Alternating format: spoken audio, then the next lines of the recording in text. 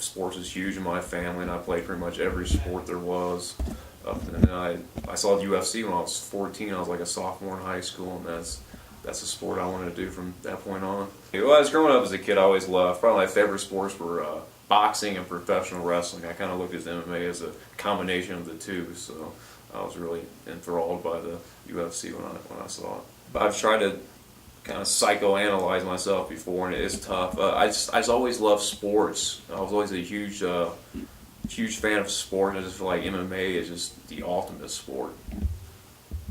It's definitely safer than boxing. I've competed in both. I've fought professionally in MMA and boxing. I've trained both, and there's no comparison really. I mean, in boxing, the purpose of boxing is to stand up and exchange punches till somebody drops. You can't clinch, you can't grapple, you can't use submissions. You take way more shots in boxing than you would ever dream of taking in an MMA fight.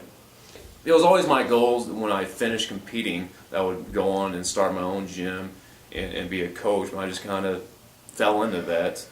And initially I thought I could do both, but I soon found out that was impossible. So I gradually came to the realization my career was over. But I'm happy because I never made it to the top level. I never made the UFC, but I feel like I'm gonna achieve that dream vicariously through some of my fighters. Anyone who's competed and then went on to coach or has done both tells you that watching the guys fight is much more nerve-wracking than when you fight yourself. Mm-hmm. I think everybody has different approaches that gets them somewhat in the zone. Some guys have to be angry, some guys have to be joking and laughing. I don't think I really ever found my niche. I was never really one to be angry at my opponent, but anxiety was a big problem for me when I started fighting. But every time I fought, I think it got a little bit easier.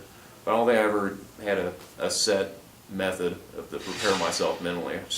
I tried different approaches several times. I think the biggest misconception people have is they think of fighters are these wild, guys that come out of the bar and nothing, in reality you have to be a very disciplined person to go through the training. And it says a lot about your character to be a fighter.